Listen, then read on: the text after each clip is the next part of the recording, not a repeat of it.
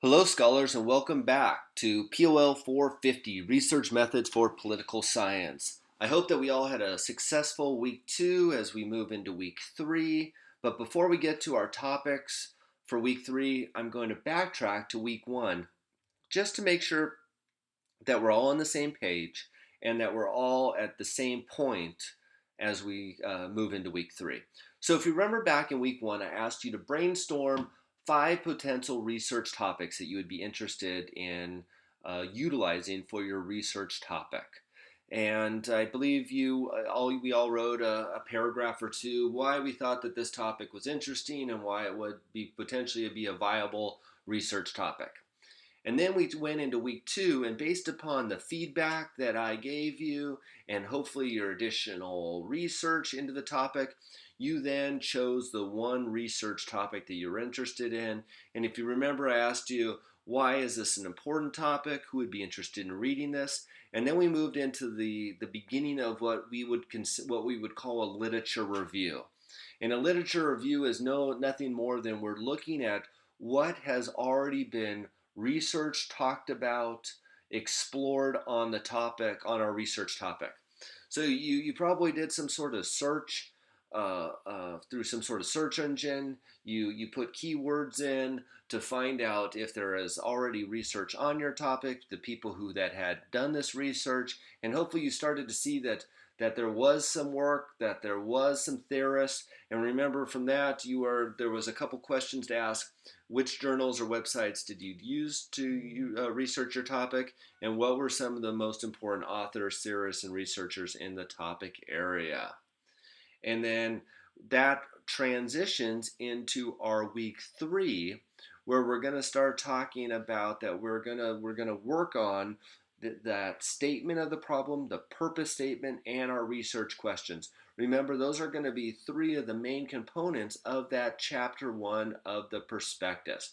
So once again, this course is a building block. We started with a group of topics, we narrowed it down to a single topic, and now into week 3, we're going to be working with that topic, and we're going to be talking about some things that include the operationalizing of variables, and starting to write those research questions. If by chance we are not at that point moving into week 3, we need to get to that point. And if you question, and hopefully from your feedback from your week 1 assignments and your week 2 assignments, hopefully that will add some clarity. And I will do my best to get those assignments and try to be detailed on that feedback if I believe that you're struggling in this area. But once again, if you have any questions on your research topic, if you have any issues with your research topic, if you need any advice on your research topic, you need to get a hold of me. And we can get you moving in the right direction. I would hate to think that you're putting a whole lot of work in on a topic that isn't viable, and I would even feel worse if you're just walking along in the dark. If we can get a topic in your mind, if we can get a viable topic in your mind, then we can get you moving forward. So hopefully from week 1's feedback, transitioning into our feedback on week 2, I'll try to give you as much detailed feedback as I can, especially if I've seen that you have an issue in week 2, and then we'll move forward. And then that transitions us into week 3. So let's see what we have here on week 3. We have our overview. This week there are 2 topics: operationalizing and writing research questions. There's some verbiage there that you should read through that kind of talks about the 2. And once again, this is a course where there might be work that you submit that I might send back to you that says you need to clean this up. You need to address this before we move forward. So it's not a one and done type of assignment because it builds upon itself.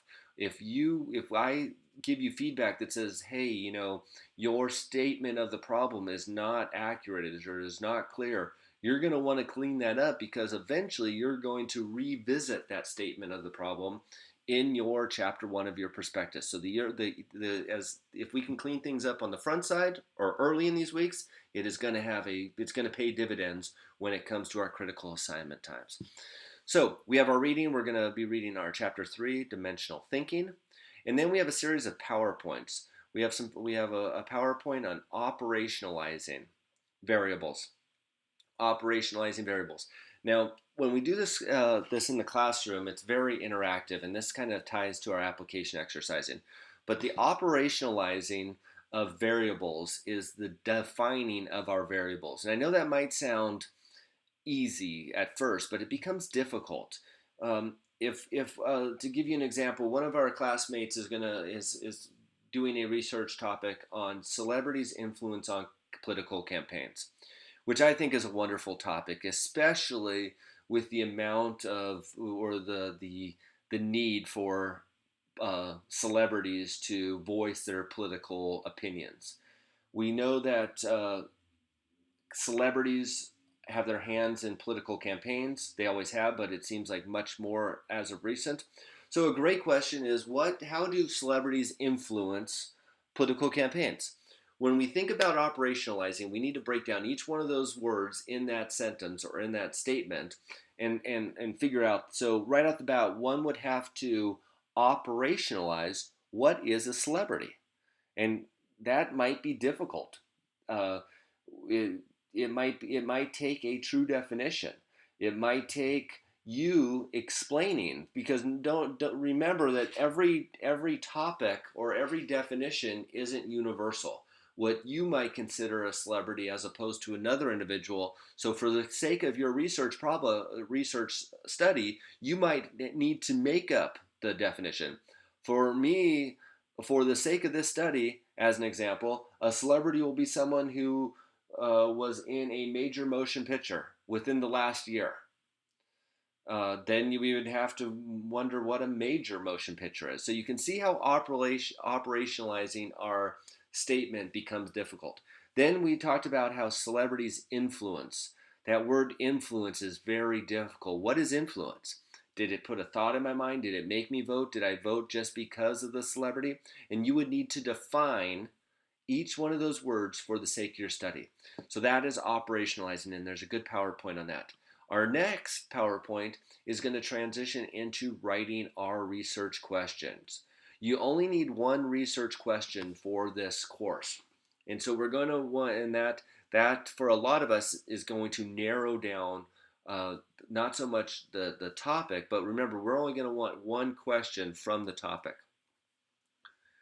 Um, So this will be an introduction into writing your research question to get us moving in that direction, which is that is a part of our week 4 actually having that complete research question. So we got a PowerPoint here once again narrated by Dr. Kircher, doing an excellent job.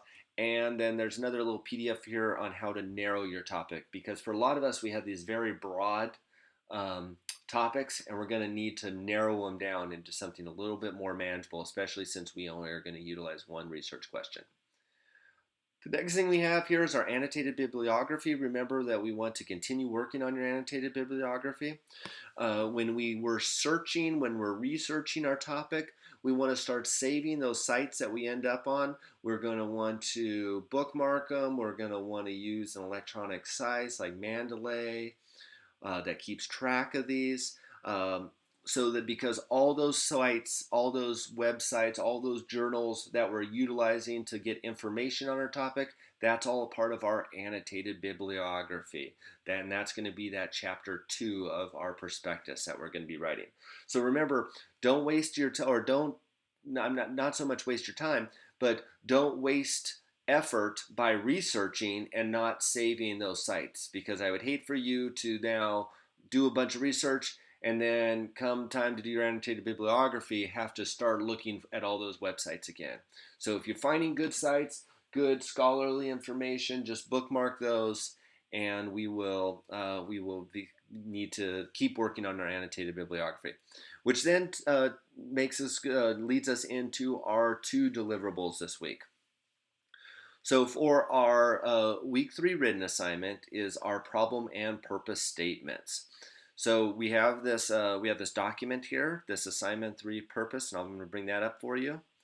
And this is designed to guide us through the writing process of a problem statement, purpose statement, and research question, and start framing those.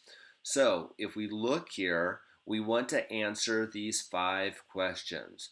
What is the problem? 2 to 3 paragraphs describing a particular issue or problem related to political science. The second, the purpose of the study. Keep in mind that is hard to prove or explain anything. You are better off by exploring a question. And we'll go into more detail in that in a second. Concepts that we're going to try to define, variables that are going to be measured, and the expectations about how the variables are related in the form of a research question or hypothesis. And here I have an example because I know that some of this is a little bit difficult. So with the drought and the recent drought, I've kind of, that's my problem or the topic we're going to talk about. So right off the bat, the problem. California is in the middle of a serious drought and local governments are looking for ways to conserve water supplies. One tactic used by city and county administrators is asking residents to cut back their water usage.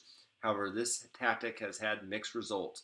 Some residents have managed to cut their water usage, and some have chosen not to restrict their usage.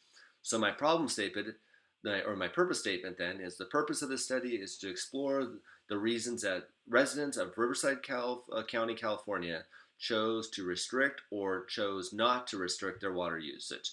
So you can see that I narrowed my topic down into a location, explore the reasons why the residents, people who live in Riverside County, have chosen to restrict or not to restrict. The concepts that I'm going to need to define is what is considered drought and what is considered water usage.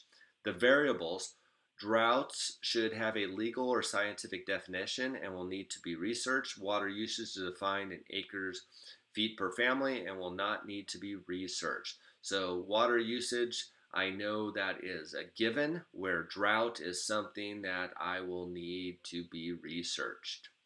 And in the expectations leading to the research question, I expect to find that there are various reasons that residents have or have not changed their water usage. Some of these reasons may be philosophical or economical or cultural. My first formation of my research question is, and here leads into, have the residents of Riverside County, California changed their water usage habits over the past year, or have they chosen not to change their water use over that same period of time?